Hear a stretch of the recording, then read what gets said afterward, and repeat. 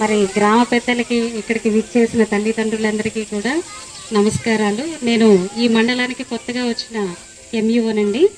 మరి ఇప్పటివరకు నేను ఈ పాఠశాలను సందర్శించలేదు. సో ఈ రోడ్డు మీద వెళ్ళాను, చాలా స్కూల్స్, ఇంచుమించు 30 స్కూల్స్ విజిట్ చేశాను. సో ఇది రోడ్డు పక్కనే ఉండటం, అంటే వేరే వేరే పనుల వల్ల నేను పైకి వెళ్ళిపోయాను. కానీ ఈ రోజు అంటే ఇప్పుడు రావడానికి అవకాశం కుదిరినట్టుంది. సో మీ అందరినీ వెయిట్ చేయించినందుకు కొద్దిగా ఏమనుకోవద్దు. అంటే నాకు ఆఫీస్లో ఎమర్జెన్సీ వర్క్ ఉండటం వల్ల కొద్దిగా లేట్ అయింది. అందుకని మిమ్మల్ని పిల్లలకి ఫోన్ చేసి, మా టీచర్స్కి ఫోన్ చేసి ఈ ప్రోగ్రామ్ కంటిన్యూ చేయమన్నాను.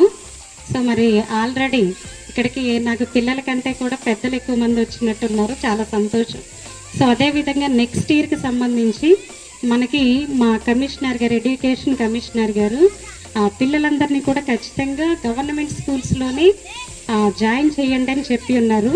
సో పెద్దలందరూ ఉన్నారు కాబట్టి మీ అందరికీ తెలియచేసేది ఏంటంటే, మీ పిల్లల్ని అంటే మనం ఇప్పటి నుండి ప్రైవేట్ స్కూల్స్కి పంపిస్తే మనం వాళ్ళ కోసం చాలా డబ్బు ఖర్చు పెట్టాలి.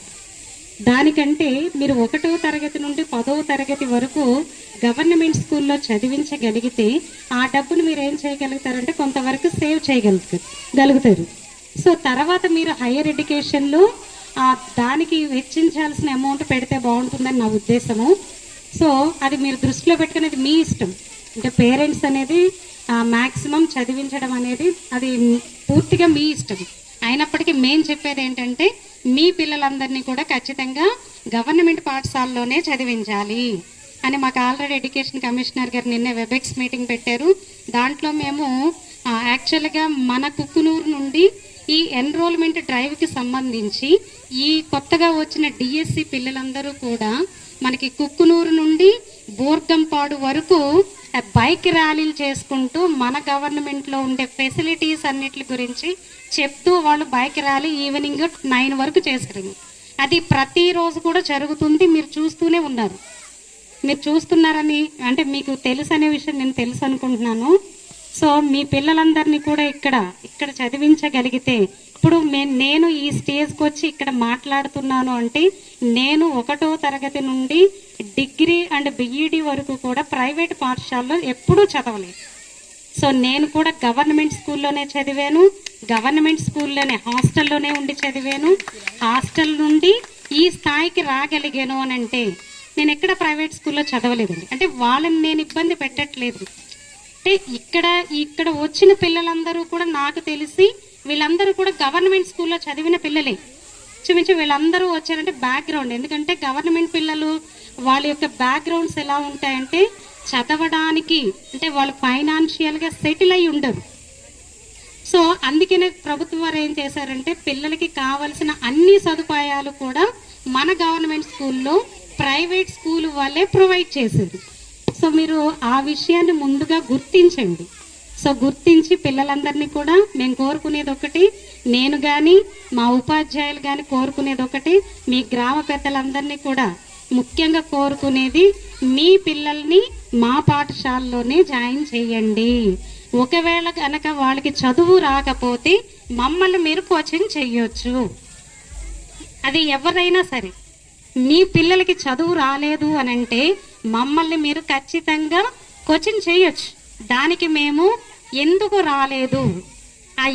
రాలేదు అనడానికి ఈ సంవత్సరం నిదర్శనాలు ఏంటంటే, మీరు కోచింగ్ చేస్తే మీ పిల్లలకి వచ్చిందా లేదా అనేది నెక్స్ట్ ఇయర్ తెలపడానికి మా దగ్గర ఈ సంవత్సరం కొత్తగా అసెస్మెంట్ బుక్స్ అనేవి ప్రొవైడ్ చేశారు.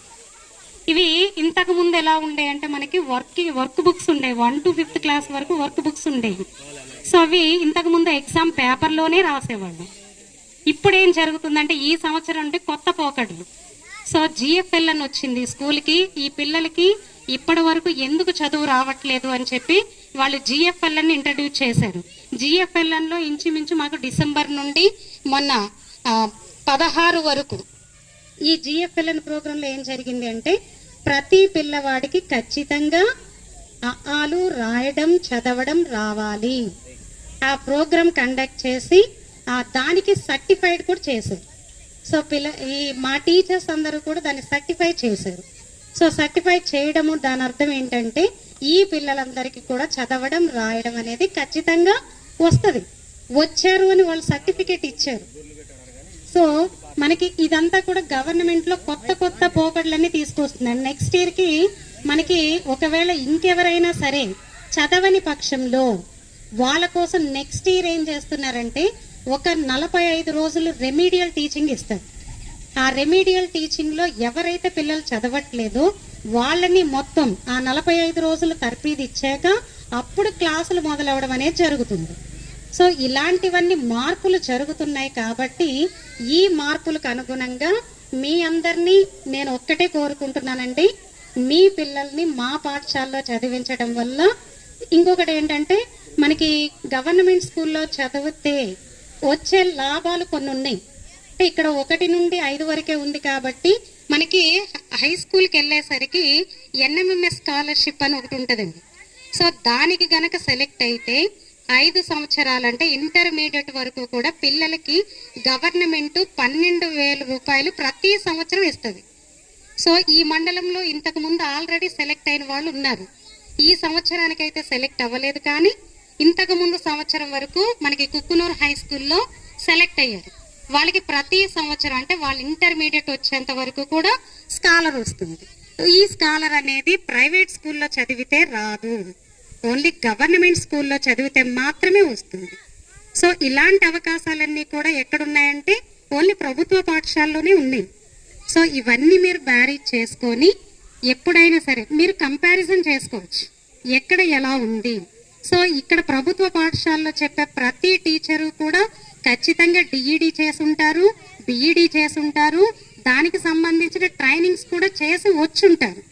అదే ప్రైవేట్ స్కూల్లో చేసిన టీచర్స్ ఎందుకంటే ఇది సెలెక్ట్ అవ్వరు, అక్కడ ఎడ్యుకేటెడే, కానీ డిఎస్సిలో సెలెక్ట్ అవ్వని వాళ్ళందరూ అక్కడ ఉంటారు.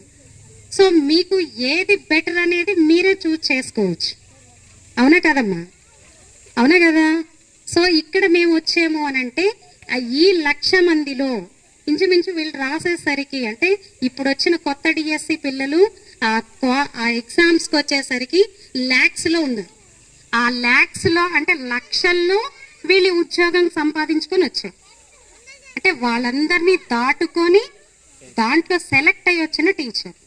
సో సెలెక్ట్ అయ్యి వచ్చిన టీచర్లకి ఖచ్చితంగా ఎలా ఉంటుంది, పిల్లల్ని ఎలా చదివించాలి, ఎలా చెప్తే వాళ్ళు మా దారిలోకి వస్తారు, తీర్చిదిద్దడంలో మాకున్న మెలకువలు అనేవి వేరే స్కూల్స్తో కంపేర్ చేసుకుంటే చూడొచ్చు. మీరు అలా కంపారిజన్ కూడా మిమ్మల్ని చేసుకోమంటున్నాం.